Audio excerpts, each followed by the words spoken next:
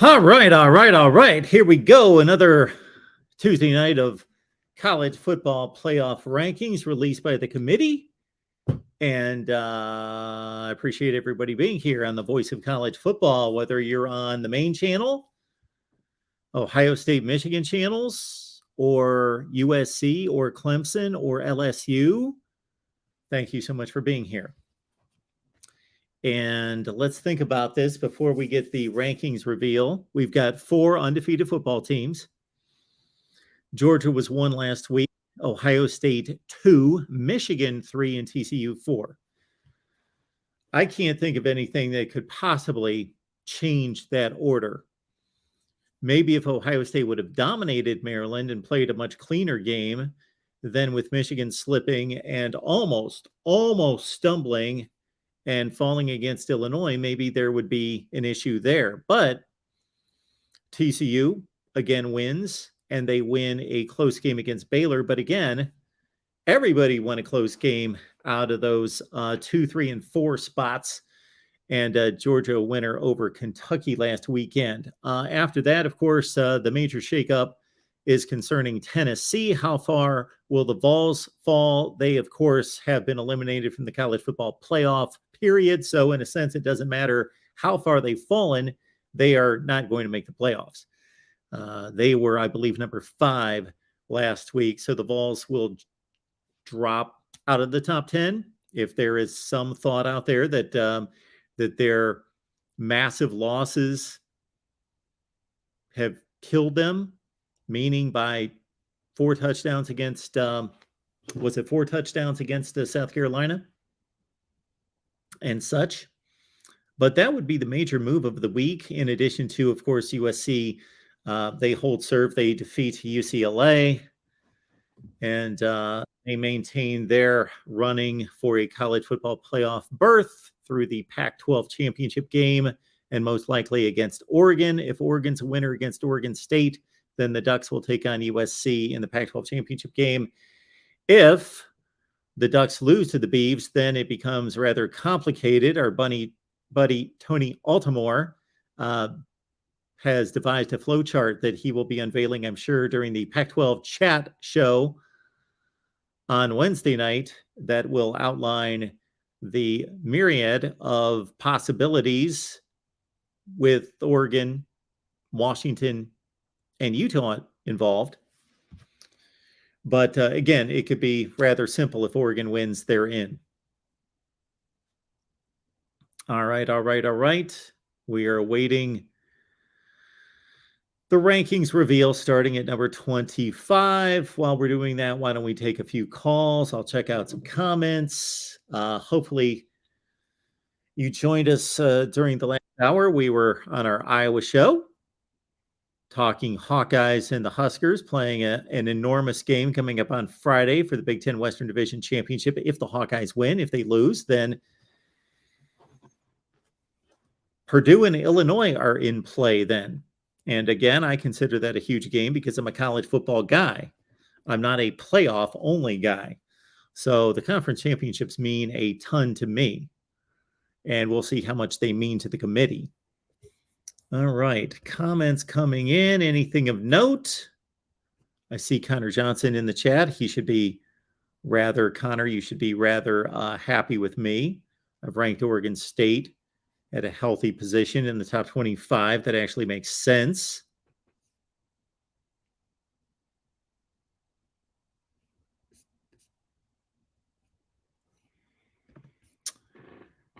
You gang, this is how you call in. I have dropped the live stream link in the chat a few times. I'll do it again right there. Grab the link and you can join the show. Okay, while we await 25 all the way up to number 1, we'll take a call from Justin. Justin, what's going on tonight? Hey, Mark, how's it going? I'm good. What's going on tonight? I'm just ready for these rankings to be revealed. Oh, yeah. Yeah, I had a question for you about, this Ohio State-Michigan game coming up. Fire. So I'm hearing a lot of OSU fans are saying how they're going to destroy Michigan. Do you think they're being hyperbolic, or do you actually foresee OSU destroying Michigan? Hyperbolic is a friendly, kind of nice way for you to put it. Because even with Michigan's, they're pretty much decimated with injuries. We all kind of know the storyline that's being thrown out there, but maybe they are. Yeah, they have a lot of injuries to report. We don't know if those players are going to play and how healthy they are. Yeah, but even if they aren't healthy, I still think Michigan presents some serious problems for Ohio State. They do. And I'm a Michigan fan. I don't know if we can pull this one out. It's going to be the room for error is diminished greatly going into the game. So when you ask me about the possibilities of it being a blowout, and I let you know that they're being hyperbolic by stating that Ohio State's going to trash Michigan, that doesn't mean that it can't be a blowout. Any game can turn into a blowout. Does anybody really believe that if Tennessee with a healthy Hendon Hooker played South Carolina 10 times, that we'd be looking at a 30-point spread? Any game on any given occasion, based on certain circumstances, turnovers being probably the major factor, can turn into a blowout between two comparable teams. But is it likely? Absolutely not. It's not likely. I think this is going to be a really good game. I do think that Ohio State has the potential to make it less than a classic, to make it a bit of a separation in the fourth quarter. Hmm. Yeah, I just personally think it's going to be a real good game. Yep. I'm thinking like, maybe touchdown. It could get away from Michigan if Blake legitimately doesn't play. If he's just ruled out, can't play, I could see like, a couple touchdown loss. That's foreseeable. But outside of that, I mean, I know Ohio State wants this badly, but obviously Michigan wants it badly too. I think both teams are coming ready to play. Yeah, there is no way to question in any such way incentive and motivation. If you can't get hyped for this game, then there's not a game that exists that you can possibly get motivated for. I think that both teams should be motivated and are typically motivated year to year, even when there's nothing on the line or nothing tangible on the line, when it's just played for pride. Yeah, this is arguably the greatest rivalry in sports, not just college football. And so I think that's enough. But these guys are playing for championships, and the reason they win all the other games is to get to this game. So the incentive is obviously there. Yeah. We've seen really good football games get out of hand the last 5 minutes, so it could be a 17-point game in what was a really good football game. Okay, we got the first batch of rankings coming in. We've got Louisville at number 25. They were unranked last week. Cincinnati at 24. Texas at 23. They were unranked last week. Number 22 is UCF, and number 21 is Oregon State, who was number 23 last week. Okay. Anything else from you, Justin, on Ohio State, Michigan? Well, one quick question, because the yards per carry thing has been a thing for the past like 20 years. Whoever wins that battle has tended to win the game. Do you foresee Ohio State being able to run the ball on Michigan? It's funny that you say that, because I recorded with Steve Dace a few hours ago, and he asked me something that led me in to that part of the game and that statistic. So this series has obviously been about trench warfare and running and stopping the run for decades. It is less of that than it's ever been. However, that's still important.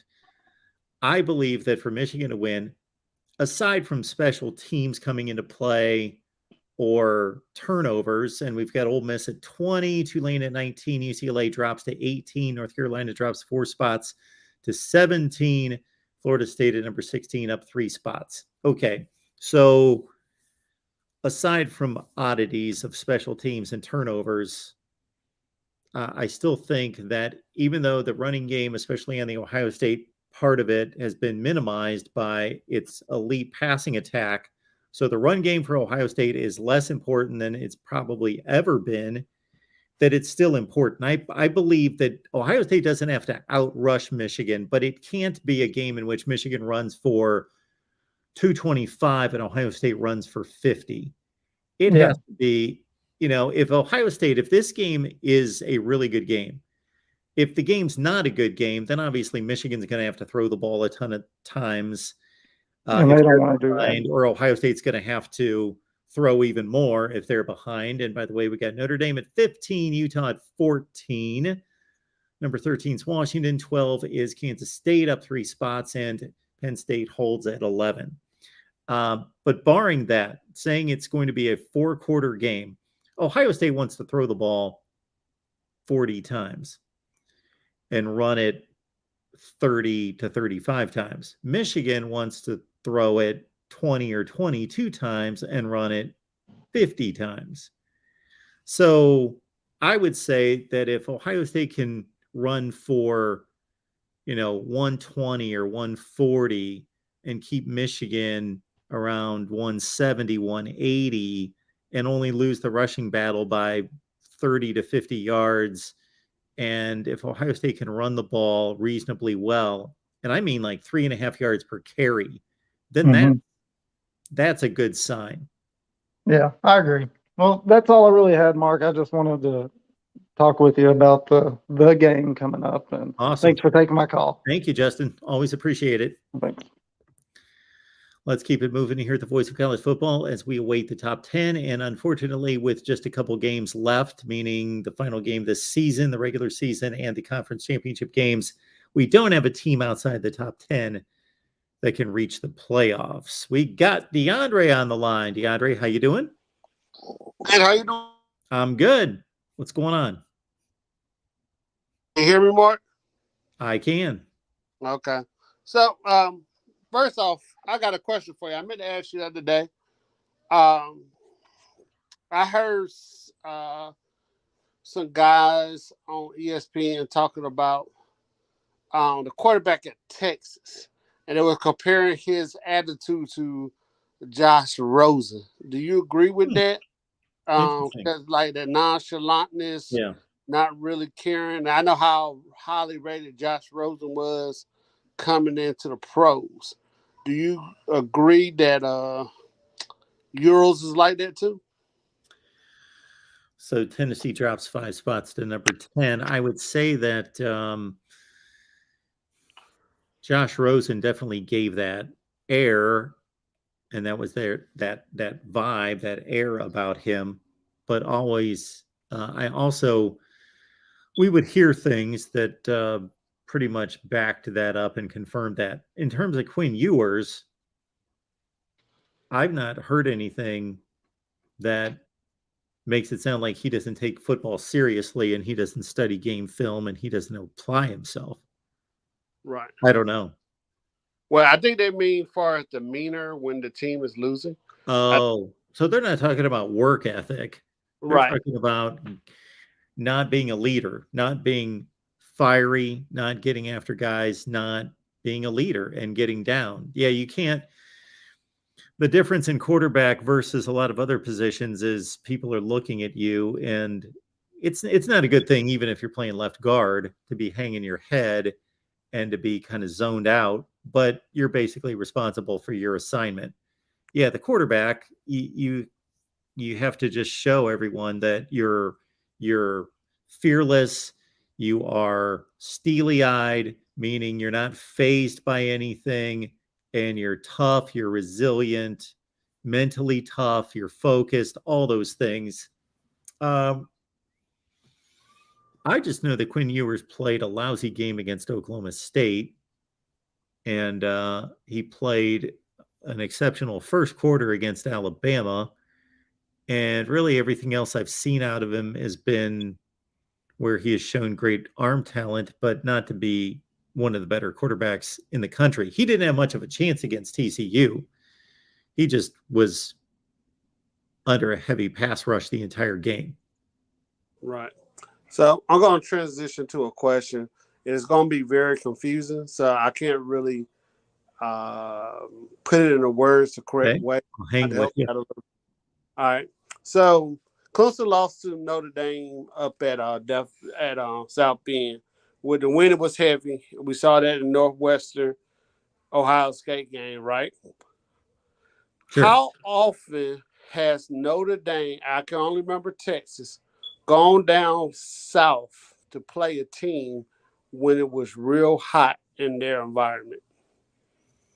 I can remember Texas and sometime maybe in 94, 95. They went to Texas about 10 years ago. Yeah, okay, that time too. So twice with Texas. And Texas beat them bad. They went to Georgia. They went to Georgia in 2018. But that was in the fall time, though, correct? Yeah. Okay. Now, the point I bring it out, and I bring it out to bring this. What's your boy name? The quarterback of Ohio State, Stout. He had, 76 yards against Northwestern? Yes. And DJ had 191 versus Notre Dame, correct? Yeah. And Notre Dame is way more talented than Northwestern is. Sure. My point of my conversation is when we say we try to take things into evaluation, looking at the whole thing, Notre Dame really doesn't go down south to play teams in their type of weather. I think we can all agree that. Even when they play Southern Cal, it's still later in the last game of the year like it is this year, and they used to play Southern Cal towards the end of October when the weather's not that bad. So we all know that environment plays a difference. So should that be taken into consideration when we're talking about Clemson? No. Okay. I don't think so. I don't agree in measuring football teams and giving certain teams a pass because we think that they shouldn't be able to play in cold weather or hot weather. Okay. Like, do you understand what I'm saying? That I wouldn't say if Notre Dame went down and played in Miami in September and it was 88 degrees and they lost, I wouldn't say, well, it was 88 degrees outside and they are coming from the north. You know, that's a point to be made, but I don't think that should play into our evaluation of the teams, or we should rank anyone higher or lower because we think that they caught a break or an unlucky break because of the weather. Okay. Let me ask you, all weather conditions. We both like to gamble. Yeah. So a couple years ago, Jacksonville played Green Bay, maybe the first, second week of the game. And everybody was like, wow, why is Jacksonville favored to win? Mm-hmm. And they were saying because of the heat. And Jackson and Green Bay were going to be wearing a darker uniform. So doesn't that show that it does affect the game? Oh, I didn't say it didn't affect the game. Okay. Different teams are built for different types of weather based on the type of offense they run and also based on where their players come from. But I don't think we should have the same expectation of every team playing under whatever the weather conditions are. Okay. So let me ask you this. Yeah. This type of Ohio State team, since Urban Meyer left, wouldn't it be more effective down south, whereas this team is more of a passing team? Yes. Instead of a running team. So I'm picking Ohio State to win big. But just like last year, if the weather's bad, this is more Michigan's type weather, though, for the game. That running back was healthy, correct? Well, it's going to be raining. It's not going to be that cold. It's going to be like 52 degrees, but it's going to be raining, apparently. So when Michigan's defensive line and Ohio State's offensive line, we would give the advantage to Michigan with the weather conditions and stuff, correct? And well, I think that some precipitation favors a passing team because they know where they're going and you can get DBs to slip. You can also slow down the pass rush. But if it gets too sloppy and too rainy where the ball's too slick and receivers are dropping the ball, the quarterback can't get a handle on the ball, that obviously favors the defense in a huge way. But a little bit of rain, sometimes you see a lot of games where there's just a little bit of rain and their offensive circuses. All right, I appreciate your time. And like I said, the question I know was kind of confusing, but like I said, it is a question I had to ask because sometimes I know Ohio State has gone down to TCU and Texas and performed very well over the last couple years. And I was just wondering because I never see Notre Dame go down south in the dead heat and play. Even when they play Florida State once or twice, there's always during the what's called it. But Florida State and Notre Dame did play a couple of years ago during that time, and Florida State upset them, correct? A couple of years ago, then Florida State had a terrible year. They played on Labor Day night. Yeah, that was only 2 years ago. That was just last season. Right. 2021, they played on Labor Day night at Florida State. Yeah, but it was upset by Florida State, correct? No, Notre Dame won like 41-38. I thought Florida State had upset Notre Dame 1 year. Nope. All right, Mark. I'll get over with you later. Thanks, man. Appreciate it. All right, let's get to these rankings. And shoot, they took the top 5 off the board, but I believe it's still the first 4, of course. Georgia, Ohio State, Michigan, TCU at 4, LSU at 5. Question for everyone. LSU is number 5. Tennessee's number 10. They're both 9-2. They both play in the same conference. Therefore, they play like teams They both beat Alabama on the last play of the game. At home, there's a common opponent data point. It's too bad that Tennessee and LSU didn't play for us to figure out who's better or who should be ranked higher. Yeah, so yeah, that's just too bad that Tennessee and LSU didn't play for us to see who should be ranked higher. Okay. Mike, welcome to the Voice of College Football. How you doing? Hey, can't complain. How you doing? Well, I'm starting to complain. LSU's 5 and Tennessee's 10. That makes sense. Well, Easy money, please. Sorry, Mike. Easy money, please. I'm trying to post his comment. Easy money. Yes. Please read along when I get sarcastic. Thank you. All right. What you got, Mike? well, I mean, I can agree with Tennessee at 10. I can't agree with LSU at 5. Okay. Where would you put LSU? 8. I just don't understand how you rank a team that beat another team by 4 touchdowns lower, especially by 5 spots. I guarantee this is my question for everybody on the chat. If the Tennessee LSU game had been played this last Saturday, would those rankings still be the same? No way. No. Shouldn't they be the same? Probably. Are we ranking? We're supposed to. They tell us that they rank their resume. They're not ranking their resume. They're ranking it like a build-up to the conclusion of the season. That's how they're ranking these teams. I see. The thing is that there's too much transitive property involved with Alabama, Tennessee, and LSU. And for some reason, LSU seems to want to come out smelling like roses, and I'm not sure how that happens.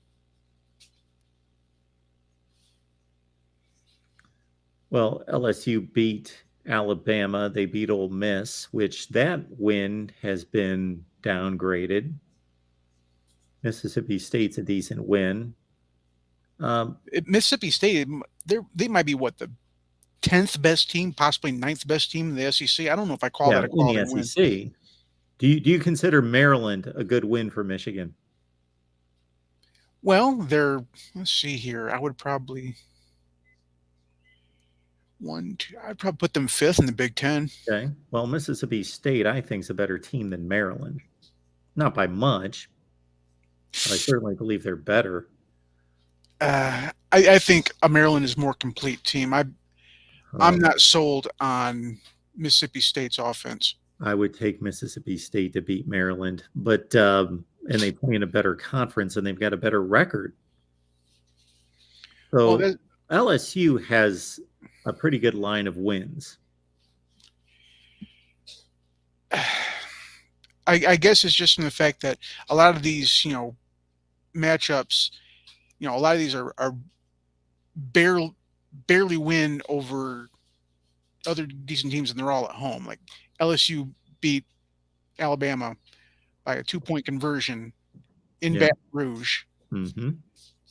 Tennessee beat Alabama by a field goal in Knoxville. So, mm-hmm. I mean, you could argue. I mean, I could argue that Alabama could be higher than both of them because on a neutral field, I think Alabama's probably undefeated on a neutral field. Well, the whole neutral field, I get your point, Mike, because we know teams generally play better at home, but the whole neutral field is in theory. Well, yeah, of course, but it's not in theory over the course of 100 games. It's proven that teams play better at home than they play on the road. But in any given game, we can't say Ohio State would have beaten Michigan last year in Columbus.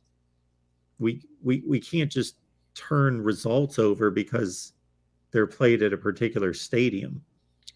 Well, I think that if Ohio State beats Michigan this year, you can make a case for it because I think that we're a slightly better team this year than we were last year, and I think that Ohio State is a slightly better team than they were last year. Then why are we playing football games? The reality is that whoever wins the game should be given credit for the win. I don't care where they play.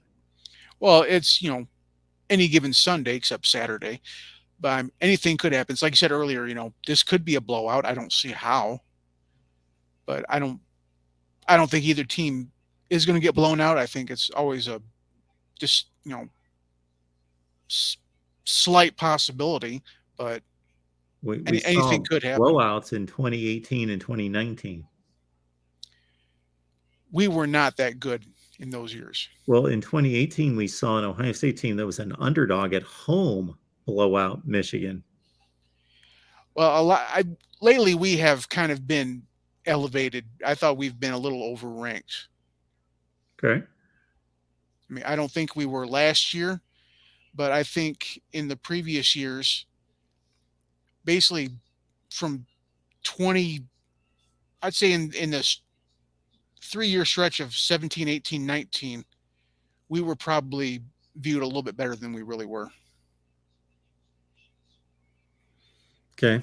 Well, I don't think there's any question that going into the 2018 game that Michigan had played better than Ohio State. So I have no issue with the point spread. I thought Michigan was not necessarily the better team. They were playing better and had done it for an entire 11 games, but they got blown out. And, it does happen. Like I said, Yeah. when they got 62, 63 on us that one year, Yeah.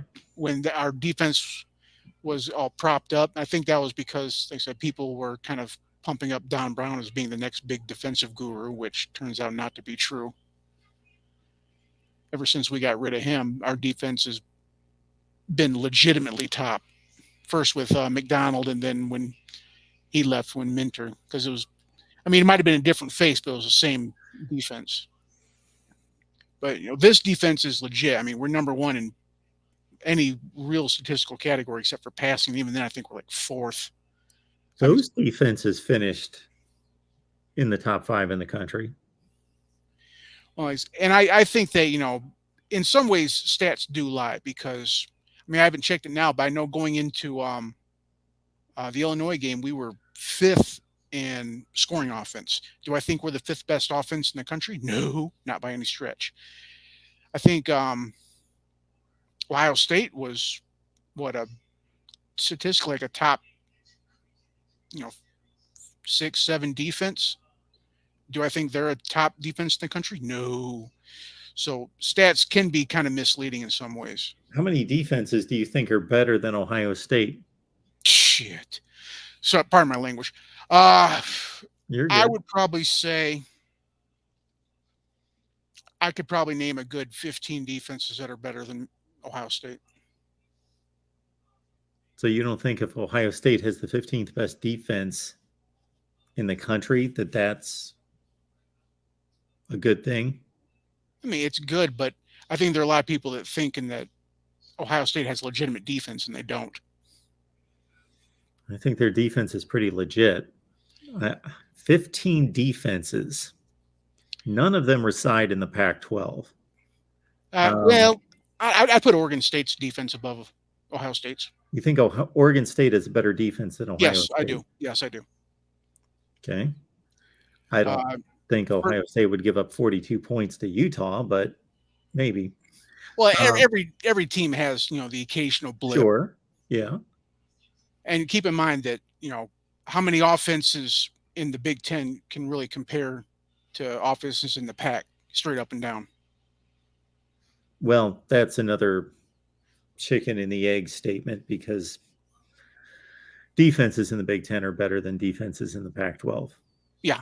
Like I said, So, I was much better defense than Ohio State. Illinois is a much better defense. And I could even make the argument that in some ways Penn State's defense is better than Ohio State. Now, I know they did win against Penn State, but I could make they just shut out Maryland, and Maryland has a legitimate offense. So on an objective X's and O's, I would put Penn State's defense above Ohio State's. okay. And then you go down to the ACC, Clemson, obviously. I think North Carolina State's defense. Obviously? You think it's obvious? I think Clemson's defense is considerably better than Ohio State. I didn't even think that was a real argument. Oh, I think it's an argument. I'd put NC State's defense over Ohio State. Really? Okay. Yeah. Yeah.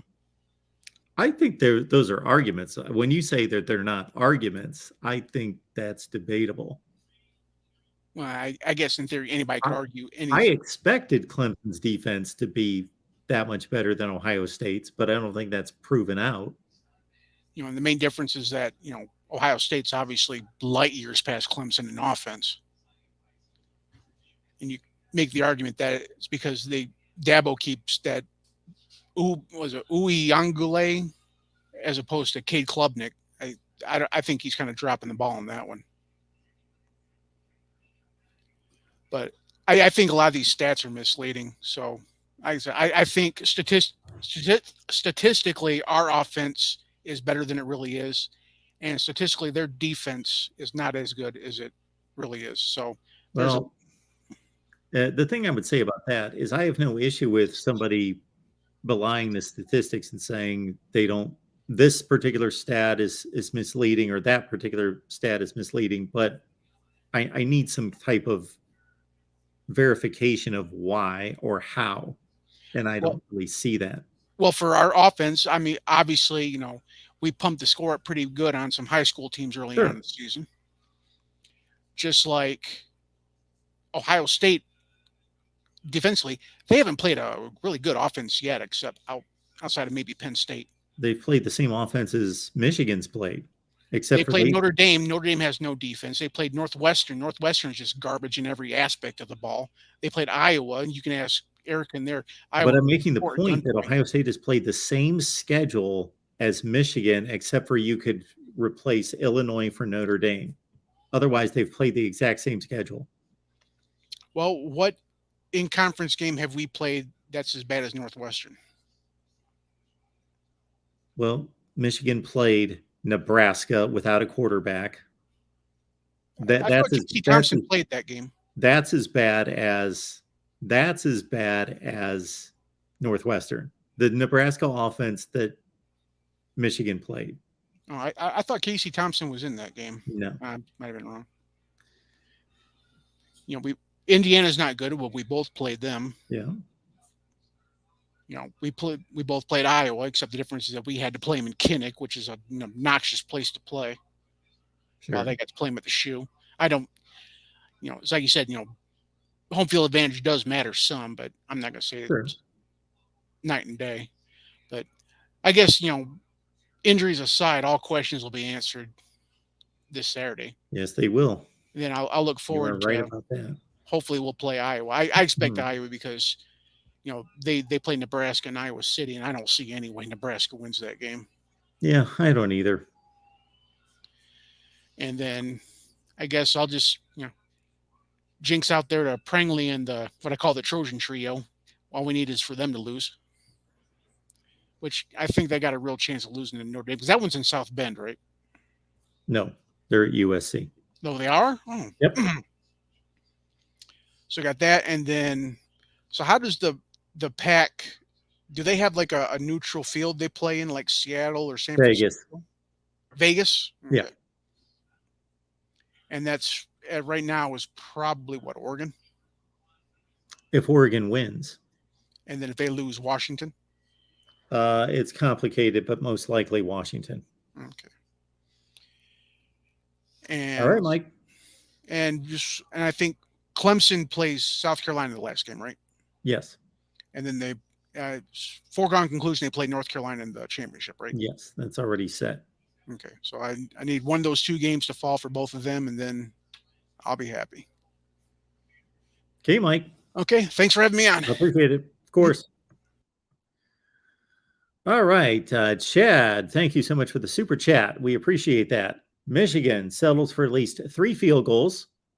That is the story of the game. Ohio State is not great, but able to put together 3 touchdown drives. Buckeyes win 27-19. Michigan settles for 3 field goals. 9. How did they get to 10 points? Maybe that's a touchdown with a 2-point conversion and a safety, I guess. So Chad's got touchdown, 2-point conversion for a safety, and And that gets us to 10, and then the 3 field goals to 19. Okay, got it. Rob, what's going on tonight? Hey, what's up, Mark? Not much. Yeah, so getting to LSU and Tennessee, I kind of thought that Tennessee would fall decently, but I do get the idea that, what do the head-to-head games matter, right? Because you're right in a lot of ways when you look at Tennessee and how they beat LSU. They didn't just beat LSU; they pounded them, and then they get pounded by South Carolina. I think the reason they're falling so far is 2 reasons, and I think the committee is punishing Tennessee a little bit for the injury to Hendon Hooker. I personally feel that way, and I also think it's because it's late in the season that Tennessee lost to South Carolina the way they did.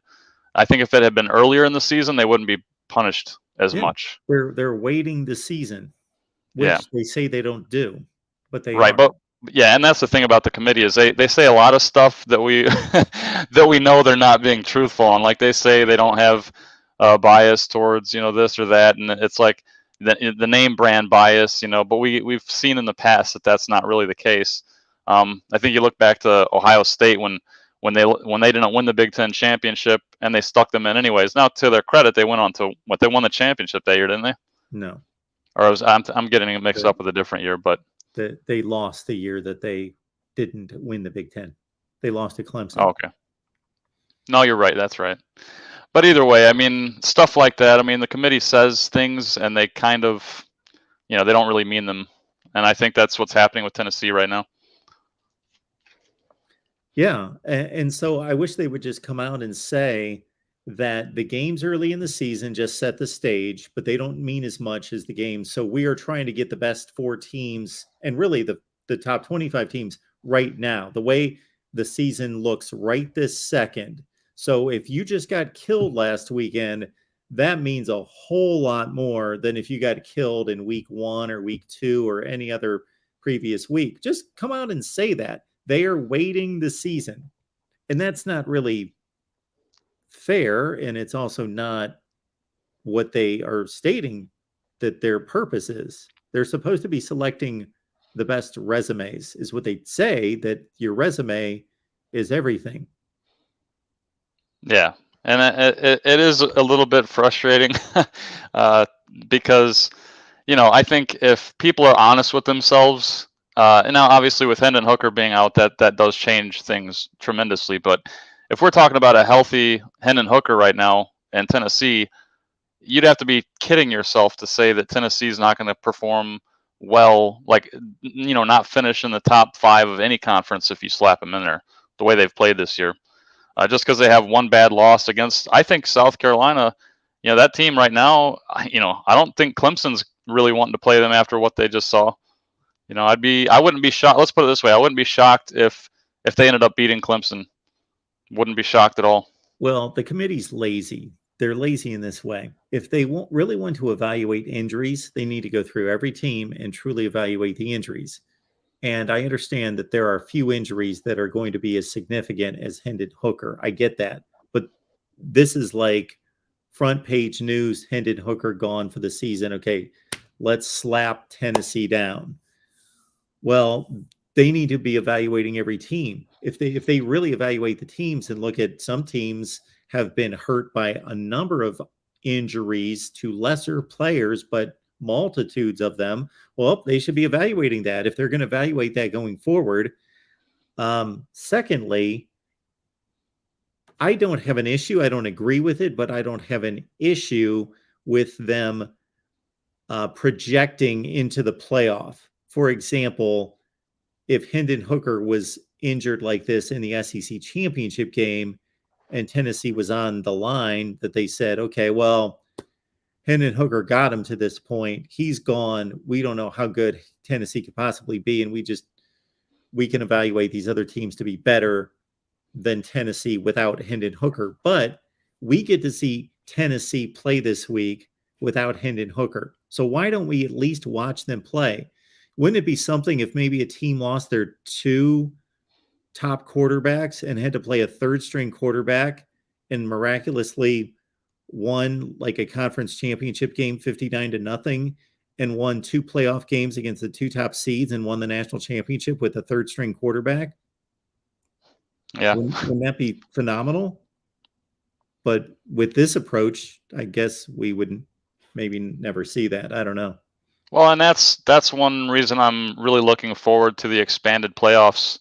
And I know there's some people on the channel, and not just this channel, but all you look across YouTube and media in general. There's a lot of there's some people that are against an expanded playoff, which I think is, to me, it's a little silly because yes, on one hand you do lose something, right? You lose that kind of prestigious invitation to the top 4, spots in the playoff, but what you gain to me is far more because more fan bases have a legit chance to get behind their team and see what they would really do in an actual playoff environment. Now there's no more guessing like, oh, TCU, say TCU loses, next week or whatever, and they get bumped out of the playoffs. Now their fan base is like, well, this is BS because we've been a top 4 team the entire year, and now we're out of the playoffs just because we had one loss at the end of the season. Whereas an expanded playoff, you actually get to see that. Or like, Cincinnati, teams that kind of are on that bubble every year, you get more of a chance to see what teams could actually do. And I think that's to me, that's just a win-win, Yeah. We all know that TCU most likely has to go undefeated to make the playoff. Well, that criteria is not given to the SEC champion or usually not the Big Ten champion or some other champions. But why is TCU held to that standard? Well, because number one, they weren't considered to be any good or any kind of factor when the season started. And number two, they're winning games that are close in a narrow fashion. But why just because you're exactly right. If they win the Big 12, they lose a game, still win the Big 12 championship, and they're 13-1, they're going to be out of the playoff, and we won't know what they would have done in the playoff, as opposed to in the future being able to say, okay, well, TCU slipped up once, but they still won the Big 12 championship, and they're going to get their shot. They get to redeem themselves after slipping up once, just like most teams get to slip up once in this 4-team playoff. But if you're TCU, you don't get that opportunity. Yeah, and exactly. And I don't think either one of us think that TCU is actually a top 4 team in terms of what it actually is. No. But they do deserve their ranking because they've performed. They've done what they've been asked to do. They've won every game in front of them, and and they've played some good teams. But yeah, the thing is, if there's an expanded playoff, we don't have to guess anymore. We'll know. TCU is in the playoff at that point, whether they win or lose. I think they're probably still a top 12 team, and then they get to go and prove, if they were worth it or not, or worthy of it or not. And that's the same thing. I mean, we'd see an Alabama in the playoffs. Some people would groan, but Alabama would be in the playoffs still. You'd have teams like Notre Dame outside of the bubble that might make it and stuff like that. And then you get this kind of playoff system where you actually get to see the best team. And this kind of goes back to Tennessee and LSU. Then we kind of get to really see who's going to perform better in this kind of more, stressful playoff environment. Like who's going to advance further, Tennessee or LSU? Now, again, without Hendon Hooker, it's not truly the true Tennessee. Mm-hmm. So that does kind of diminish them a little bit. But anyways, that's all I kind of wanted to talk about tonight, I guess. Yeah. I'll let some other people get on the line here. Thank you, Rob. Appreciate it. Thanks for having me. All right. College football playoff rankings. The biggest move, Tennessee dropping 5 spots to number 10. Clemson moves up, but Alabama moves up more. I believe they're actually, USC at 6, Alabama 7, Clemson 8. All right. We got Dave on the line. Dave, how you doing? Hey, how's it going?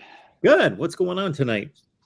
Well, I was looking at the rankings, and if you're a USC fan or a Pac-12 fan, you have a team that definitely has a shot now. And I really do think if USC wins and beats Notre Dame and whoever they play in the Pac-12 championship game, that they will jump up and finally get into the college football playoffs. I feel that they control their destiny. USC. Mm-hmm. Yeah. So TCU goes undefeated. Okay, so you're giving USC the nod over Clemson, and the committee does at this point too. So yeah, what you're saying makes total sense. Sure. Mm-hmm. Mm-hmm. Yeah, I just don't Yeah, we do. see. Yeah, because I mean Tennessee, they lost horribly to lost horribly to South Carolina, and LSU is a 2-loss team. I just, unless something really happens, like they beat Georgia and in the Pac-12 championships and absolutely destroy, which could easily happen. Oh wait, they're not playing Vanderbilt. I take that Yeah, back. you're cutting out, Dave. I didn't catch what you said, but that could be the one thing that would leave USC out is if LSU wins the SEC championship game. Then you're going to have LSU, Georgia, the Big Ten, and TCU. Is this better? Can you hear me better now? We got you. Okay. I'm not in a very. I'm at work and I'm not in a really good place, so No it worries. might cut in and out. Yeah. I'm just looking at it, and I'm just really think. Do you also think that maybe a 1-loss Michigan or a 1-loss Ohio State team maybe gets in, or do you think if one of them, let's say Michigan loses, and Ohio State wins the Big Ten championship, do you think that there's still a chance for maybe even Michigan to get in? All right. For Michigan to get in losing to Ohio State, Georgia wins the SEC. I think North Carolina needs to beat Clemson. And somebody needs to beat USC, either Notre Dame or Oregon. Because I think either Clemson or so the committee's going to have a difficult decision to make. And based on the way they've set this up with Michigan at 3 and Clemson at 8, is that if Clemson wins their last 2 games, those are going to be nice wins. But Michigan loses extremely close to Ohio State. There's going to be arguments in that room about an ACC champion at 13-1 or 12-1 versus a Big Ten team at 11-1 that didn't play anyone out of conference. Yeah, I think that's what hurts Michigan will be their schedule. Their non-conference schedule was just not that good. I mean, it pretty much rivaled Minnesota when it came to non-conference schedule weakness. Speaking of which, the next time you will hear from me will be in Madison, Wisconsin. I will be going to the Gophers-Badgers game, one of the oldest rivalries in college football. I think it's the most played major college football game. Yes. It is, I think, 130. No, it's 136, I want to say. Okay. I thought I saw 131. Whatever it is. Whatever. I have to think in my head. They're basically almost even. I think it's 61 and 60 and 8 is the all-time record. So 132, 133? It is 62-61 Wisconsin with 8 ties. So that's 123 plus 8, 131. All right. I was a little bit more higher than I was a little bit more than I thought. But yeah, it's going to be the battle for the axes on the line, and I'm very excited. And go Gophers, and have a nice day. All right, Dave. I appreciate it. See you later, Mark. Thanks. I probably should ask Dave. He must be awfully disappointed that Minnesota, with a shot at getting to the Big Ten championship game, blew that game against Iowa last week. They had that right in their hands. They had run for over 260 yards from Mo Ibrahim, and 2 red zone turnovers cost Minnesota a shot at the division. All right. Let's keep it moving here at the Voice of College Football. Appreciate Ben being here, Michigan fan. Ben, what you got tonight? Hey, Mark, how's it going? I'm doing well. How are you? Oh, pretty good. Hey, I have to talk about this perception that Ohio State has a bad defense. Yeah, I think that's a bit much. Well, I mean, if you look, I mean, I really appreciated and anybody that hasn't seen it, your comparison with Ohio State and Michigan's opponent. Your breakdown on that was great, and I appreciated it. I enjoyed watching it. I watched the earlier this year, and then you finally, had one with all the teams. Great breakdown. I loved it. Anybody that hasn't, watch it. Hit the like. It was a good breakdown on Well, while Michigan and you're Ohio promoting State. me, Ben, which I much appreciate, I will promote this. I'm sure it will get far less views, but I'm doing one with Oregon and Oregon State as well. But, That'll be interesting. I like it. Those are good breakdowns. They've got Those 6 common opponents as well. I appreciate you doing the legwork on that. Absolutely. That's what I'm here for. Yeah. But anyway, hey man, I gotta say this about that. Besides how close they are, I mean, Michigan, their offense is the number 3 team in college football of time of possession.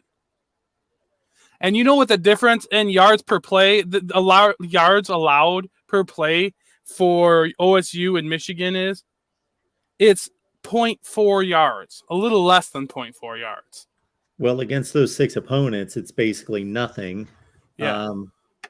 Yeah. Let me look it up here. But you're talking about a defense that's you're talking about Michigan's rated the number 1 defense by the at least in the NCAA's database. They rank them as number 1, and it's I mean, I can see it because you get you look at yards per game, yards allowed per play, touchdowns. They all total yards.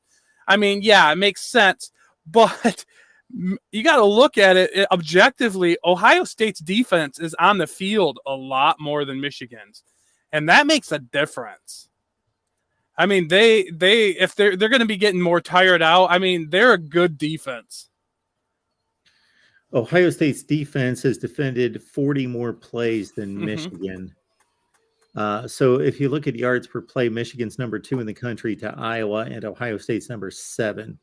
Yeah, I mean, they're right up there. I mean, but I mean, if I take into account, you could even make an argument maybe Ohio State's defense is better just because they're on the field so much longer.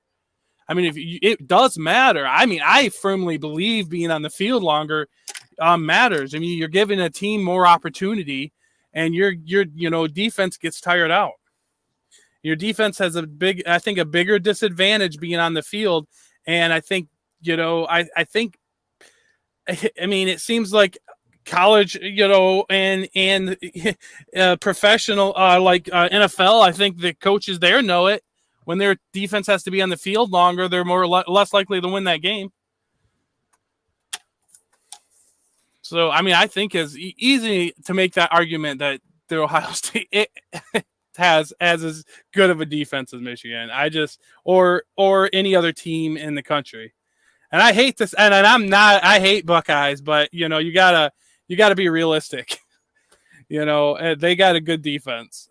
It's hard. Jim Knowles has turned it around there, and I can't see it. I cannot look at when I look at the stats, I cannot see them in any way but being a good defense. Yeah, and the point I was trying to make to Mike earlier, caller, was that statistically they're extremely close. And basically, if you consider that, like Mike was making the point that Michigan's got a great defense, they've got the best defense in the country, but Ohio State's defense is average or awful or whatever he called it.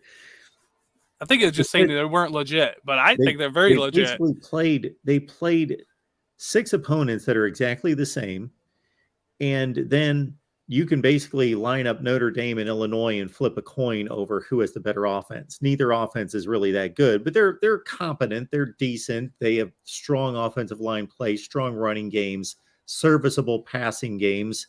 So there's 7 games that are basically the same. And, you know, like I pointed out to him, Nebraska without Casey Thompson has been inept. So throw that opposite Ohio State playing Northwestern. You know, basically they've played the same schedules. Yeah, really close. So, yeah, if anything, and I said this to somebody that we were recording with, or maybe Steve Dace today, that I see Michigan's defense as being more consistent and consistently good from down to down to down, I agree. where Ohio State's defense kind of shows up. They get gashed more, but they also make the big plays sometimes. yeah, those 5-star guys like Zach Harrison and JT Tuimoloau and those guys, Yeah. they make about 4 or 5 plays a game that are pretty eye-popping. Well, the Maryland game, you know, they shut Maryland down at the end of that game when they needed to, and they made the plays right there, you know. Yeah, their pass rush was unstoppable the last 2 plays of the game. They just Yeah. Yeah, and the same thing happened against Penn State. They found themselves in a tight game. There's like 8 or 9 minutes left, and then they just started just ambushing Sean Clifford. Yep. No, but, you know, I agree with that. It's cool to see it, and it's really makes it interesting going into this game. As a Michigan fan, the argument I'm making for Michigan as for Michigan as the I don't think there's a doubt that Ohio State has better talent. I think there's a talent gap. They recruit better. I think there's a huge. I mean, I don't know huge, but there's definitely a gap. Ohio State's defense is on the close to the same level as Michigan, and their Ohio State's offense is beyond Michigan's offense level. I mean, as far as what they're able to score and what they've shown. But my argument is Michigan's still getting it done. My argument would be then what's the difference? Where's the difference of the team? I'm going for coaching. You know, and I like to say that. I like to say that to you Buckeye fans that we have better coaching and when did that start? Since just when? now. Just today. I'm bringing it up today. Oh, today. What did they bring? I'm Bill going to Belichick in? make this a trend. What did they bring Bill Belichick in and add him to the staff today? Did I miss that? Hey, I'm just keeping it real, Mark. I mean, what if we beat them last year under talented, and this year we're looking pretty, like when you look at the two teams, they're very comparable as far as what they've done to their opponents. Oh, absolutely. So, and if you got the talent gap, then what's the difference? What do you make of, since you took in those breakdown segments of common opponents, what do you make about Ohio State averaging like 1.5 yards more per play? That's a lot. Yeah. No, that's for sure. No, that's that's why I gave you the offense. Defenses. Yeah, no, that's interesting. I'm wondering how this is going to play out. Do you think? Yeah, I'm just wondering. I'm wondering the health, but I just have this feeling. So this is a gut feeling when I look at this. When I look at Michigan going into this game, the way they're talking about it, it looks like, and I want to know if you see this. At all, or if it's just something maybe emotional fans getting, but it just seems like they have something up their sleeve. I'm not seeing. Yeah, Michigan. What in terms of being more explosive offensively? Like I don't know. I don't know. They just the confidence they have. It's almost like it's almost like they know they're holding, or I don't know if they've had a game plan for this game for a while. And they're I mean, maybe they're bought into it, this game plan. I don't know, but it just seems a little bit. It seems like there's this confidence emitting. Maybe it's just because they won last year. I don't know if anybody else gets that impression I get that impression when I listen to the players talk and I listen to the coaches talk. Well, it's impossible to measure, but I think it's a real thing. We can only conjecture on it, but I think it's a real thing.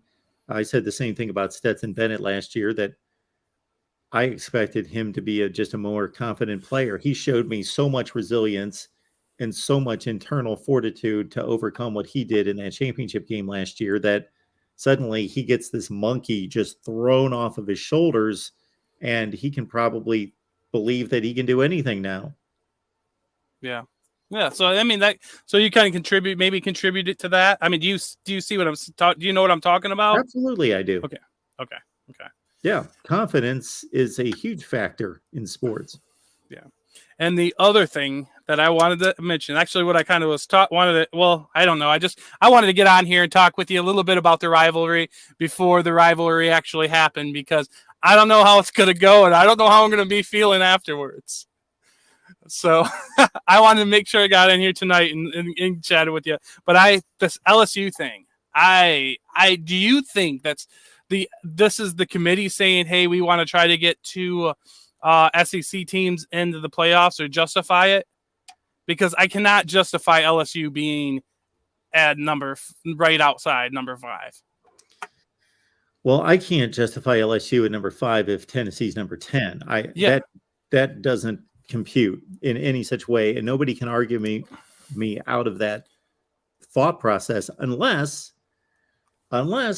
we wait the season.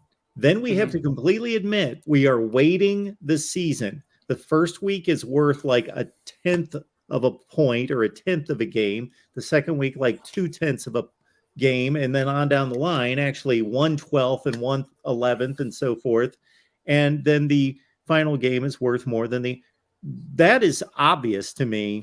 At least the NCAA basketball selection committee admits that and says, we look at generally the record of the last 10 games, because we want hot teams we are going to break ties by selecting hot teams. They'll never say that. The committee for football will never say that, but that's what they're doing. They're obviously doing that. How can you look at Tennessee's resume and LSU's resume and they played and Tennessee beat them freaking by 4 touchdowns? That's ridiculous. They beat them by 2 points. Even if they beat them by 2 points, I'd say they won the game. But here's the other thing. Here's the other argument I want to make against LSU. You're saying LSU's playing in a tougher conference, SEC. Okay, we know SEC is a tougher conference, but their other losses from an out-of-conference team. That's not even the best in their. They're not even the best in their conference. They might actually be the best in their conference. Who knows? But they're 8-3, and in ACC, which we've seen the ACC really show its show that it has some weaknesses. Well, yeah, they got 9 against the other 4 conferences. They got Clemson at 8 with 1 loss. So obviously they're not looking at the ACC as being a strong conference, or maybe they're just looking at the Notre Dame game. And see, if this was all rated and evaluated in a vacuum, let's say, I would have no issue with Tennessee falling from 5 to 10 after getting blown out of the stadium in the fourth quarter. They weren't blown out of the stadium from the first play. So there are differences when you look at final scores. Like, it wasn't 28-0 in the first quarter and the game was over, and the rest of the scoring was just completely irrelevant what the score ended up being. It was a 35-31 game, and then they got blown out. And I have no issue with saying, okay, if you just asked me in a vacuum, the number 5 team in the country went to South Carolina and they played a 6-4 team and they lost by 28 points. We dropped them to number 10. I'd say, sure, I would have no issue with that. But these aren't done in a vacuum. They're done involving other teams, and where they place LSU, Alabama, and Tennessee make absolutely no sense. If they are evaluating the entire season and every data point is equal. Yeah. And so So if I take when I look at this, if you actually look at college football and take out schedule, just from what you've seen, what teams do you actually think are the best? What do you think would be the best games? Georgia's the best team in the country. Ohio State's the best team in the country until further notice on Saturday, which certainly Michigan, I think, is going to give them a hell of a game, and I think it's going to be a great game. And at times this year, I thought Michigan was the better team. Actually, I would say for the first 4 or 5 weeks of the season and the entire offseason, I thought Ohio State was 10 points better than Michigan. Mm-hmm. Michigan changed my mind for weeks and weeks and weeks. And here in the last 2 weeks, I'm back to leaning Ohio State. Yeah.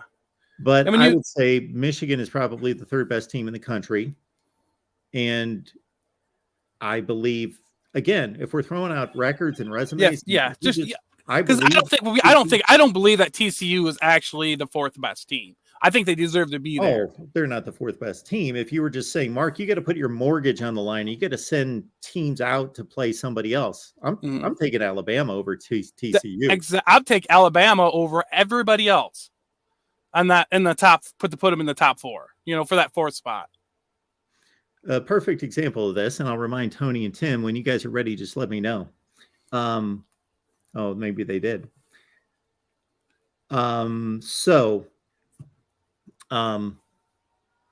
will make this statement, then we'll move on. Okay. That in 2019, Ohio State, LSU, Clemson were undefeated. They were extremely talented, really good teams against good schedules. That's a no-brainer. Those three are in. Oklahoma earned the fourth spot because they won the Big 12. They only had one loss. They earned it. People ask me the same question that you just asked me. Did the committee get it right? Are those the four best teams in the country? And I said, well, no, they're not the four best teams in the country. Those are the four teams that earned it, and Oklahoma being the fourth that earned it. But Alabama's the fourth best team in the country. Yeah, I believe so. They went 10-2 that year. Then they trounced Michigan in the second half of a bowl game, and they finished 11-2. I guarantee, and we all know it, because LSU and Alabama played that season, and it was a classic game, great game, that Alabama's not losing by 5 touchdowns to LSU like Oklahoma did. So they weren't the four best teams, but they were the four teams that earned it. Mm-hmm, mm-hmm. Yeah, and that's kind of okay, Mark. It was nice talking to you. You guys have a good night. Thank you. All right. Time for Tony. Time for Tim. And the all in Patreon College Football, Voice of College Football rankings here. Can't wait to see this. Sorry, that was LBC on the phone. He may be joining us in just a minute. Sure. All right, Mark. Well, we've got some interesting things this week. Your voters from all 5 conferences and independents differed a little bit from the committee this week and differed a little bit from your top 25. So it's going to be kind of interesting. Let me quick bring it over here into the share.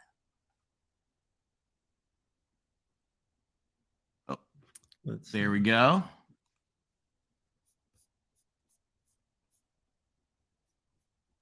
And sorry. All right. So we put a little bit of Latin on here, a little Vox Populi, Vox Dei, to remind us the voice of the people is the voice of God. That's nice. Just to remember. So this is from Mark's community. And Mark's community is we get folks across Mark's Patreon. So if anybody's not a part of Mark's Patreon community and the Discord server, it's a lot of fun.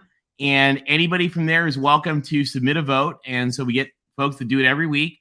We get up to 20 some people depending on the week. But we make sure they're from a mix of conferences. And it's really been interesting to see how people voted. I will tell you that for those of you guys who think that I am not loving certain teams, I'll tell you there are much more than other folks who have some serious issues with some teams who got murder stomped. So without further ado, shall we reveal how your folks have voted what a 12-team playoff would look like if we were doing it now? So remember, guys, this is if the new playoff started today, what would the voice of the people have said within your Voice of College Football community? So number one, the Georgia Bulldogs. Pretty solidly number one there. Next, the Ohio State Buckeyes. So following the trend, continuing to follow the trend with Michigan. And remember, for those of you guys who don't remember, the top 4 conference champions will get to host the byes and the bowl games. And then if you're not a conference champion, you don't get to do that. So Michigan will be getting that number 5 seed, which is a really good seed. Next, TCU. Mark, I think your folks have kind of joined me. I've personally done this. I think more folks have too, in saying, all right, TCU, we didn't believe in you, but you're there. So congratulations. So TCU gets that number 3 spot. Then USC gets that number 4 spot. So those are your 4 bowl hosts. And Michigan is the only double one on there. So now going into your number 7 seed. Your number 6 seed, I'm sorry. Number 6 seed is Clemson. So Clemson would host a game. Alabama at number 7 would host a game. LSU at number 8 would host a game. So they're your 4 hosts. So your 4 first-round games will be in Baton Rouge, Ann Arbor, Tuscaloosa, and Clemson. Next, your folks said Oregon. So they're going to have Oregon and LSU with the winner going to play Georgia in New Orleans. That's Bo Nix goes back to the homeland. Like, that would be fun. Next, Penn State heading back down to Alabama yet again. Will they stomp yet another overconfident SEC team? Who knows? But the winner would then go to Miami to play Ohio State. Like, that's kind of awesome. Washington is going to Clemson with the winner heading to Dallas to play TCU. The 2 next out. So, Mark, your folks did not give enough votes for Tennessee or Notre Dame. They're the 2 next out. Because remember, a 6th conference champion has to get 1 slot.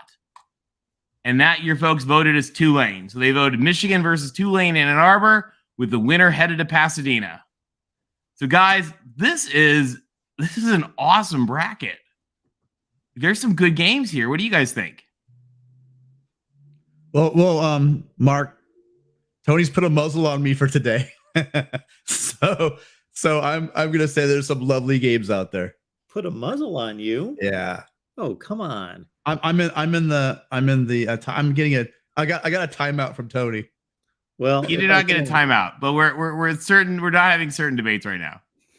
If I could watch only one game, I am clearly watching LSU and Oregon play. Wouldn't that be a good game? Yes. I think that would be an awesome game. Yes. Give Bo Nix will have plenty of time to be healthy. And Yeah, next, Alabama and Penn State. I think that would be another really good one. I think Washington and Clemson would be a heck of a game. Sure. And USC and Michigan in Pasadena. Well, sure. Yeah. Once we get to that round, that's looking really, really good. Yeah. Yeah, Bama, PSU. There's a lot of fun ones there. And I'll show you something that I thought was kind of interesting. When we took a look at where the teams come from, we saw the Big Ten, the SEC, and the Pac-12 each put in 3 teams. And then the Big 12, ACC, and American each had one each. Yeah. So, for distribution.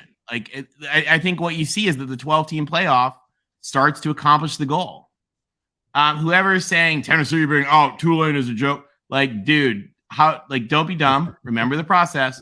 The process is 6 conference champions.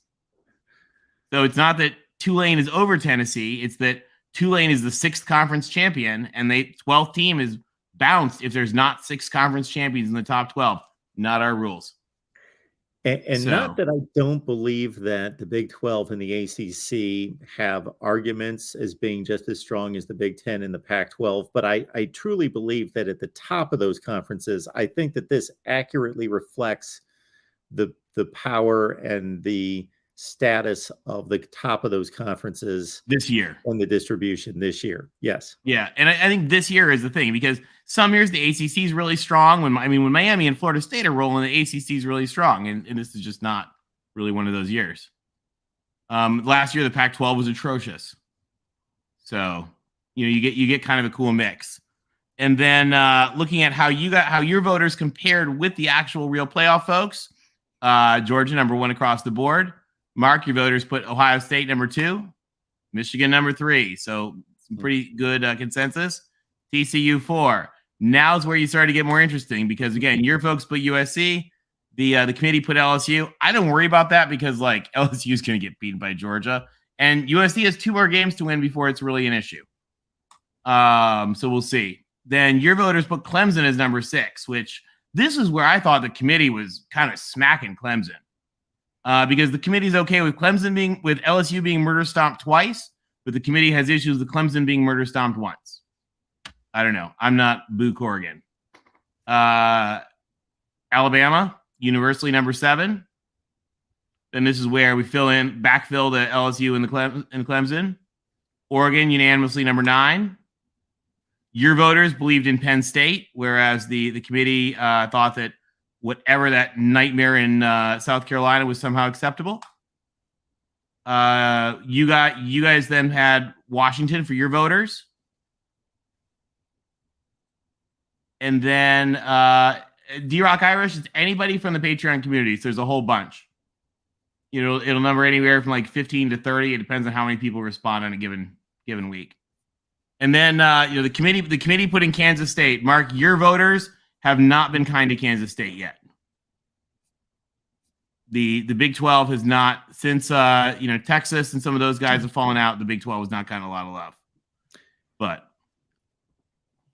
I guess we could go through the Patreon lineup and determine what teams and conferences each person represents. I would be curious to see that. We have we do get a wide mix all across. I mean, we've got Virginia Tech people, we got Miami people, we've got Clemson people, we got USC people, we got Oregon people, we got Notre Dame people, we've got my knowledge, though, Alabama. Tony, what? Just to my knowledge, for people looking at the number 5 and going, the Patreon. To my knowledge, there are only 3 Trojans on the Patreon. Am I wrong on that? No, I think we got a 4th, but he hasn't voted yet. Okay. Yeah, no, actually, USC had higher rankings from other people. There were people who had USC at like 3 and 4. I didn't. I didn't either. Oh no, sorry, I did. I had them at 4. But there were people that had Tennessee at like 15. So it was just like the AP vote, where people vote. I think, Mark, your folks had a lot of issues with the murder stomping. I was kinder to Tennessee than a lot of people were. And I've been pretty kind to LSU because I think LSU is doing a good thing. Recency bias. It is. Well, it's also double murder stomp bias. I think like people will forgive you being murdered once, but like Jon Snow, you can be murdered once and it's okay, but like murdered twice, and then you're done. But it was interesting to see. I think we see the big thing I noticed with them is that TCU has earned the respect. Like, and I joked I said, Cinderella went to the bathroom at the ball and she found some guy who sold her a little bag with a couple grams of pixie dust, and now she's just throwing it out there and staying at that ball past midnight. So it's great for TCU. I mean, TCU is they keep winning, and I think the voters were pretty solid here in saying, all right, as long as they keep winning, they still get to be there. And do people telling us what you got? Why aren't you in the Patreon voting? Well, that's what I was going to say. If you're complaining about anything in here, it's $5. I would hope to believe that nobody out there, I know money's tight for a lot of people, but I would hope that $5, considering a lot of faces I see that are constantly in the chat, the fact that you guys haven't ponied up $5, I'm sure there's a couple of you that have circumstances, but there's a lot of people I see in this chat every single day. But you know where I don't see you? I don't see you on the Patreon. And it's $5 a month to show Mark how much you appreciate literally, for some of you, countless hours of entertainment you get from Mark. And you guys you're repaying him with 0. So it might be a good idea, maybe, just maybe, this Christmas season coming up, you feel a little bit generous, you might want to drop a super chat or maybe join the Patreon, because it's only $5. And Mark does a lot for this community, and it's a great way for you guys not only to thank Mark, but also become a part of this and be able to vote and watch parties and have a voice on the Discord. It's a wonderful place to be. And again, I know I've been there. Sometimes money's really rough, but it's not rough for all of you guys. So let's see some of you guys join the Patreon this week.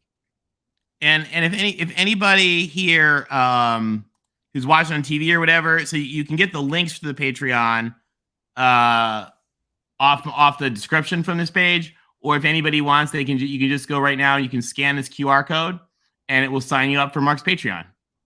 So I know a lot of you guys watch on like YouTube TV and stuff like that, so you're not in the chat. You can't click on the links, or you're not looking at the description or whatever. So if you're not doing that, or you're doing this afterwards and you're not looking at the chat, you can just scan that right there.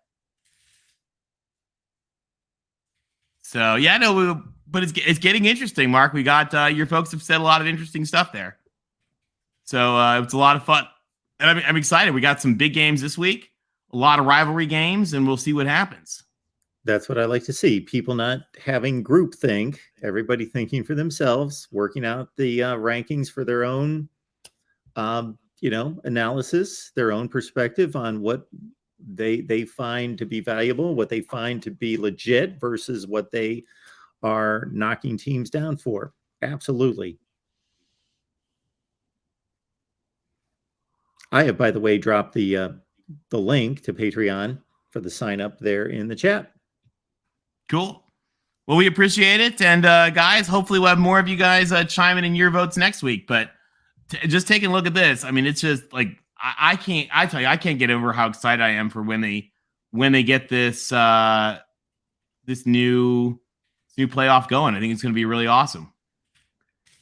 Absolutely. And what I'm looking forward to, Tony, is having and hearing you explain your Pac-12 championship flowchart. Oh, yeah. Do you want that real quick? Does anybody need that? You can save that for the Pac-12 show. Okay. With the Pac-12 show, by the way, there's going to be like 4 words that will not be spoken during the Pac-12 show. Are you guys ready? And I say this as a child of the great state of Michigan, the grandson of a devoted Buckeye, and the friend of many people from Tennessee. The words Michigan, Ohio State, Tennessee will not be spoken during that 2.5 hour period. So for anybody who wants a break from the battling, we hope you will join us tomorrow night for the Pac-12 chat show. We got some wild stuff going on out west, and it's going to be a lot of fun. I like it because this is rivalry week all over the nation, and we want to certainly give everyone its due. And there are a few amazing matchups in the Pac-12. I'm looking at the Apple Cup. I'm looking at the Civil War. I love those matchups. The Territorial Cup. I understand they're gonna be wild. Teams are not good this year, but still, it's Arizona State. Love those matchups in the Pac-12. It's going to be fun, and we'll go through the flow chart with you guys for.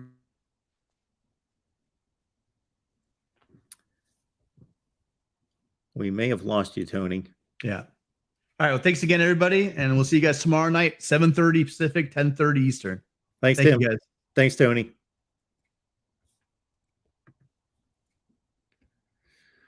All right, great stuff there for sure. And we appreciate all the super chats coming in. I will get to them right now. And Cheryl, you know me better than that. I sent you a reply to your request to get your wrench back, right? Didn't you see it? According to the settings on my channel, you do have one. So I couldn't really change something that says that you have moderator status. All right, let's catch up with these super chats. Then we've got George on the line. Let me make sure I don't miss any. If I ever miss a super chat, yell at me in caps. I think we need to get back to that one all the way back here. Jared, thank you so much for the contribution. We appreciate it. How much is Ohio State not having the psychological edge worth?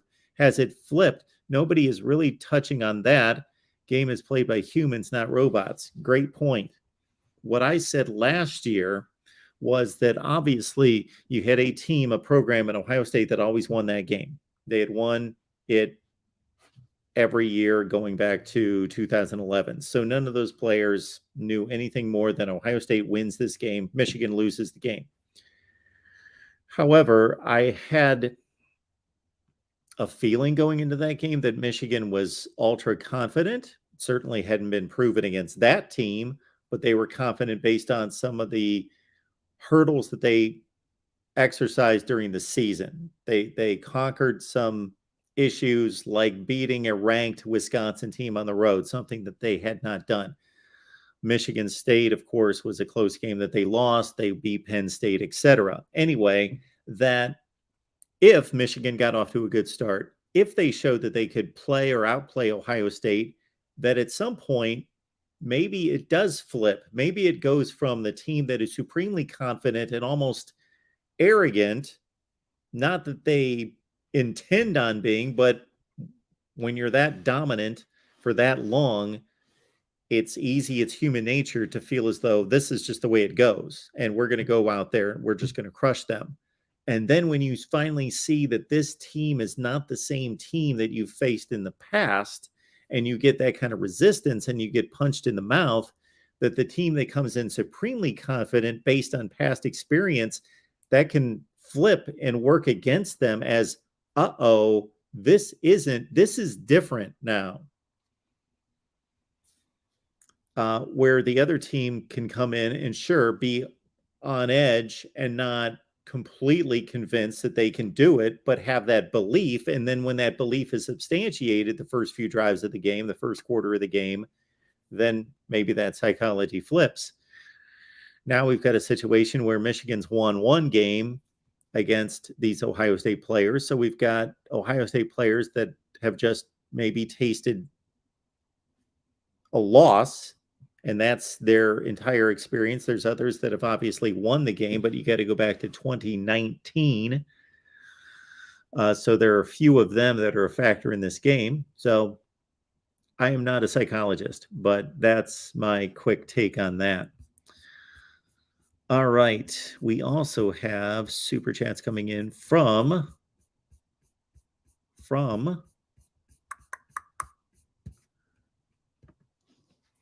Mike. Appreciate you being here. Tony, did Tennessee get murdered twice? In my estimation, they did not. They got murdered once. And again, it was a fourth quarter murdering. It was not a start to finish murdering. It was not 28-0 in the first quarter. It was a 35-31 game. They got whipped in the fourth quarter. And they did not get murdered by Georgia. They were clearly outclassed. They were clearly whipped by Florida, but it was not it was a 27-14 game. That it wasn't close. Georgia had it under control. Their pass rush was devastating. All of that. They were clearly the better team. But difficult environment against the best team in the country. Next up, we've got Lemansky. Thank you so much for that, sir. We appreciate you. The Milwaukee Journal-Sentinel reporting that Jim Leonhard will be named Badgers' next head coach. My thought process was that when Paul Chryst was replaced by Jim Leonhard, that the administration and the athletic director thought Jim Leonhard, Paul Chryst is brought us to a good place, but we are stagnating. We are not progressing. We're actually in slight decline. And Jim Leonhard is coveted by all sorts of great college football programs out there. We need to give him the job today. If he clearly shows that he's not ready for it, then we will conduct a coaching search. But if he shows us what we believe, then let's give him the job. And that's pretty clearly what they've done. Ben says, Mark, I wanted to leave you with this condolence super chat for your team's loss this coming Saturday. Help Mark Cope Fund.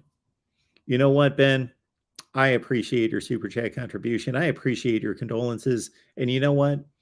If every Michigan fan wants to contribute to the Help Mark Cope Fund, then I am certainly a willing recipient of it.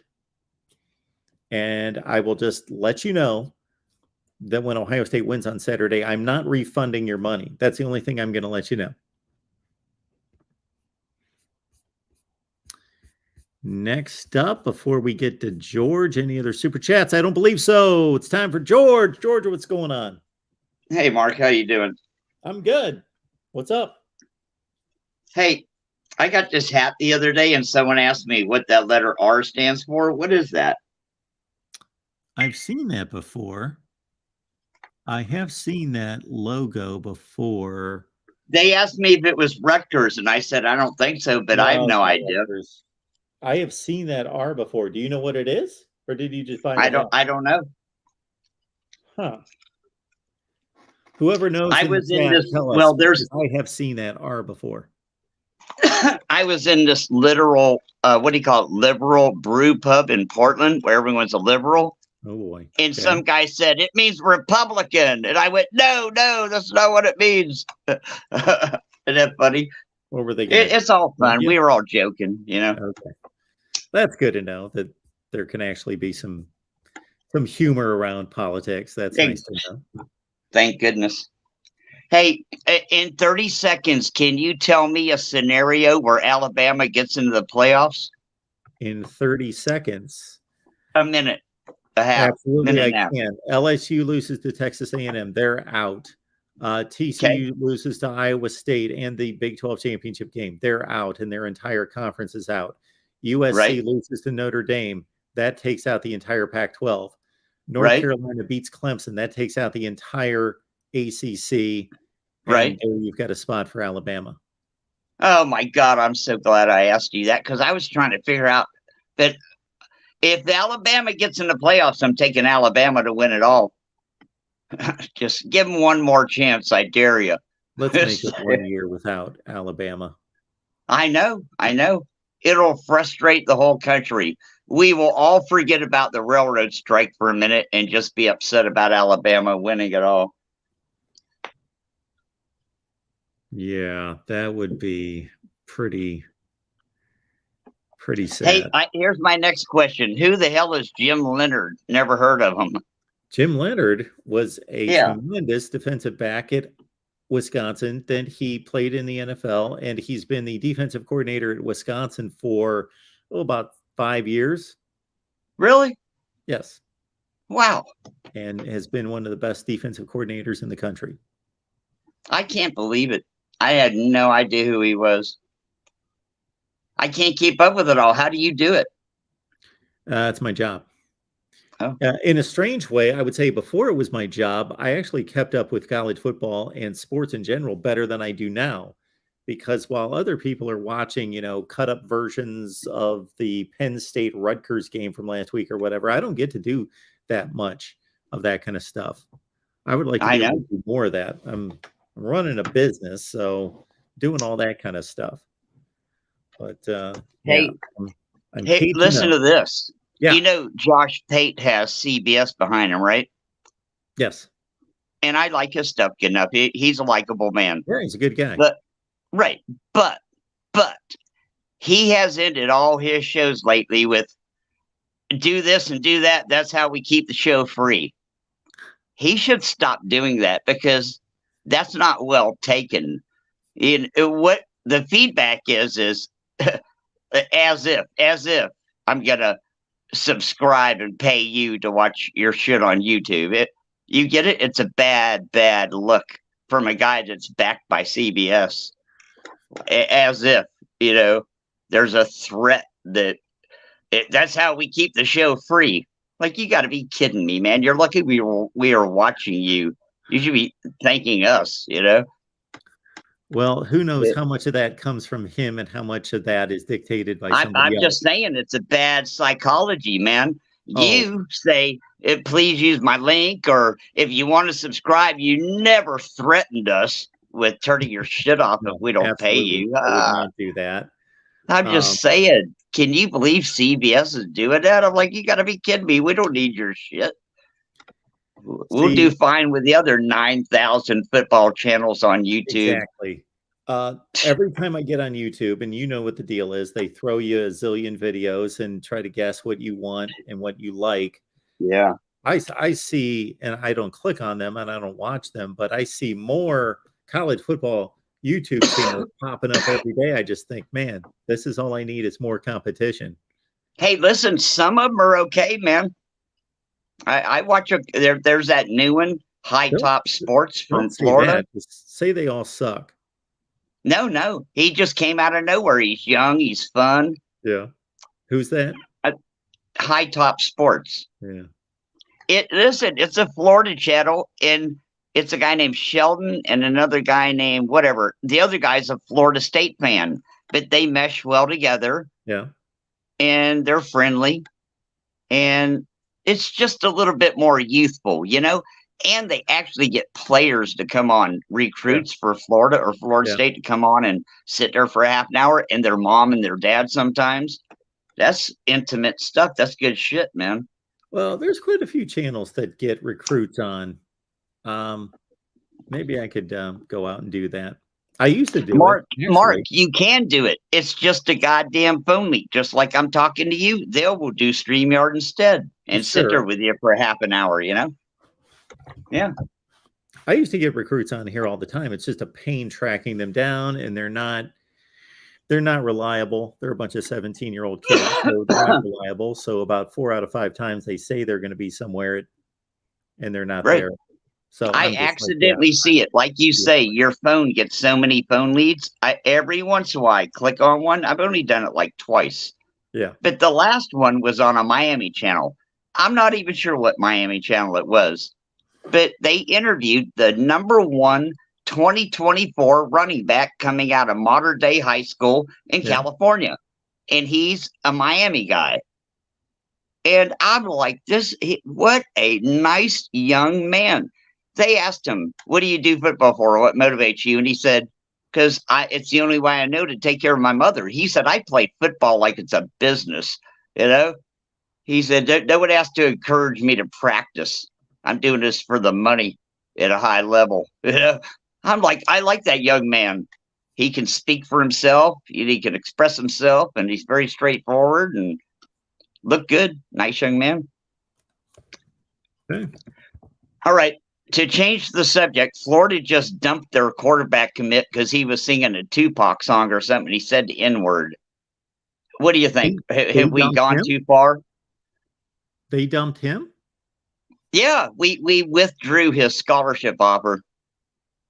4-star quarterback out of Tim Tebow's high school. Why is These it- pimply faced kids don't realize the ramifications for what they're doing. He was singing along with a rap song, and he said, I believe it was the N-word. I'm not sure. It Yeah. had to be, though, you know? And how many times has everybody else done that? Like, when we get to that word, you're not allowed to keep singing. I'm just saying, it's sickening, man.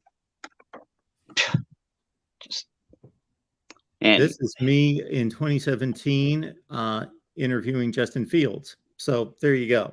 There's Justin Fields. That's when I used to pound the pavement to try to reel in these recruits. But yeah, I just Wow. don't have it in me anymore. You had Justin Fields on? Yes, there he is. My goodness gracious. So yeah. All right. I'm we just can do it saying, here, too. they should call you and ask you for an interview. Just put the word out if they want to expose themselves publicly and talk. I probably had 1,000 subscribers then. Wow. I didn't even know that. And I've been watching you from the beginning. And I missed Yes. that somehow. Yeah, you're up in the ranks, that's for sure. I should do that. I'm going to pay homage and recognition to all my subscribers, and you can look up on YouTube how long people have been subscribed, and I could start with the very first subscriber and go It's through this. amazing. Amazing. Well, George, what do you think about Florida State? Do you care? Well, I do care from this point of view. If we beat Florida State, will we maybe end up at the near number 25 on your list? No. Damn. You're 6-5. What if we win our bowl game after that? Oh, maybe. Could we end? Maybe. Maybe. They Yeah, say we might be playing Cal or somebody on the West Coast. Oh, UCLA. That's who they're projecting we play in a bowl, UCLA. Wouldn't that be a blast? UCLA in Florida, really? Can you UCLA 's gonna imagine? drop Has that ever much? happened in the history of the universe? UCLA and Florida played in the. They played in a bowl game when Troy Aikman was there. They played in the Aloha Bowl in 1987. Oh my God. I wish I was rich. I would do like $1,000 super chat because you told me that. I believe had the final no score- idea. We can check me. Let's check this. And I believe the final score was 20-16. I have no idea how you know that. I'm gonna look this up. Florida. I'm a East Gator Florida. fan. I didn't even know that. Let me say. I believe so.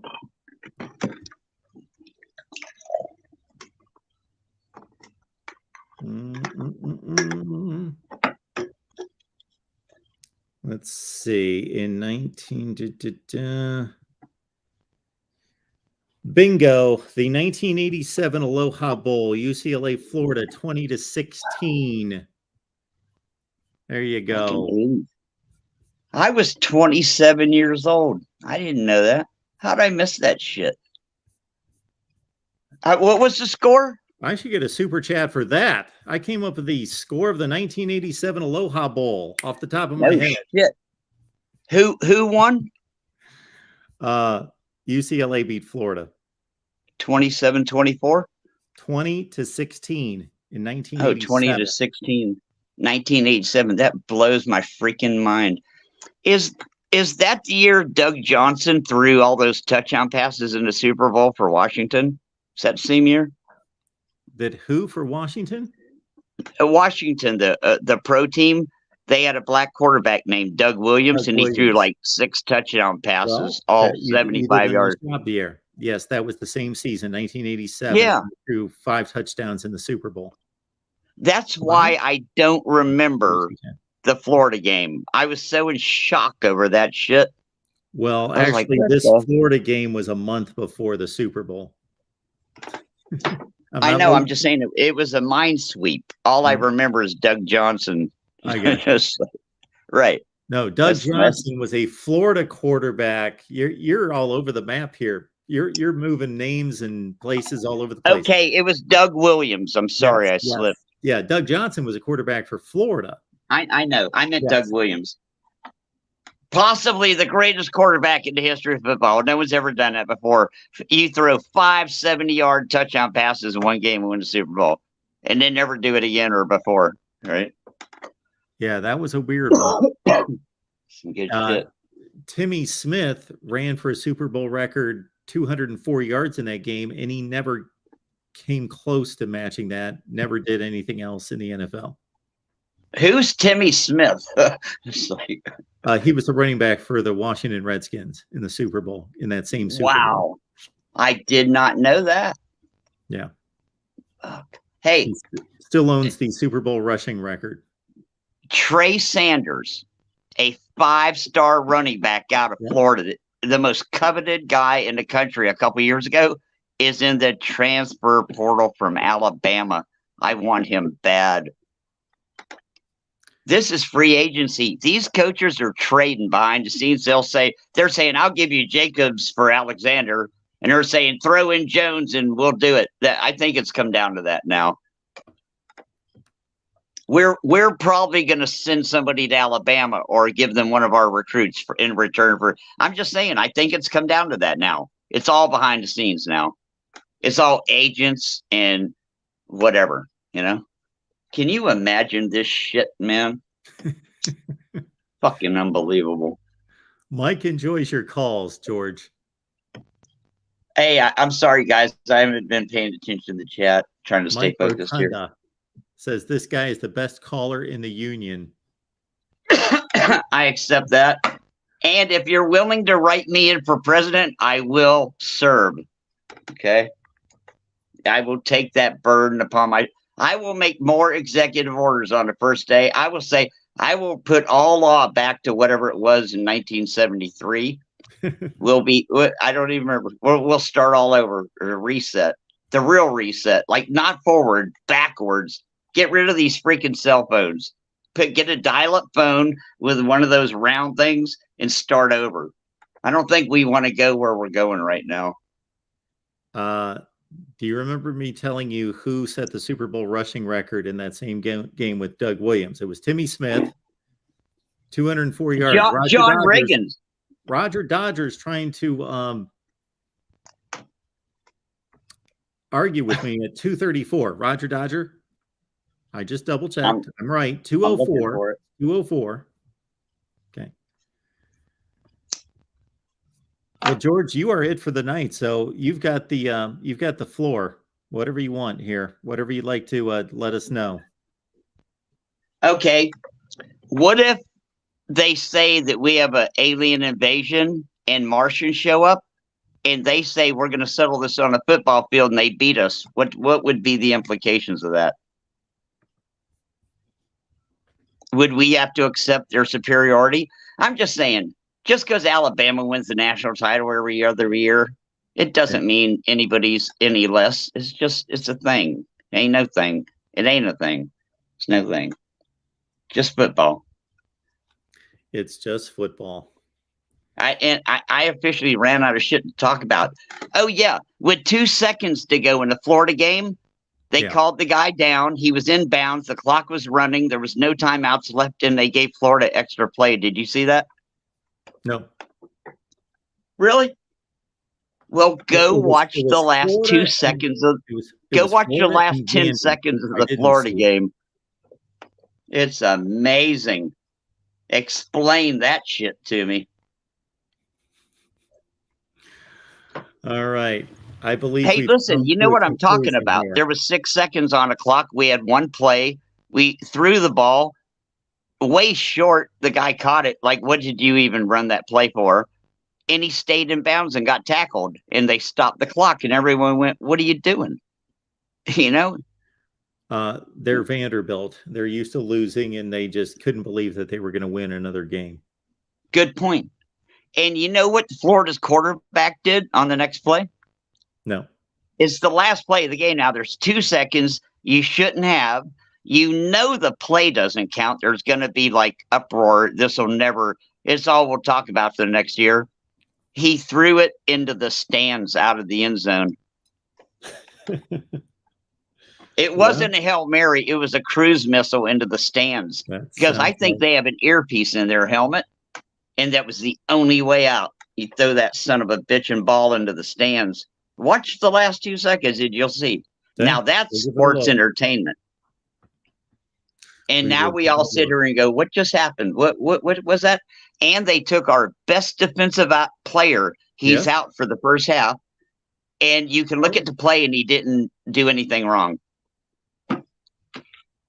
It's just a good solid tackle, you know? That's football in 2022. I know. They need to back off a little bit the way they control the game. That's why these good players get all this money. If the players can do it themselves without involving the referees, it works better for us. But if the players can't pull it off themselves, the referees will step in and help them by going 5 yards, illegal formation. All right, George. We're going to love you guys. We're done. Thanks for talking to me in the old person's home. You. All right. Thanks, George. We'll see everybody. I'm not really in an old person's on Wednesday. home. We've got Ohio State at 11 a.m. Eastern time. We've got Oklahoma at 12:30. We've got Florida State at a new time tomorrow at 3. Michigan Friday. at 5 and Miami at 7. That's tomorrow night. See ya. Love you. Thank you for that.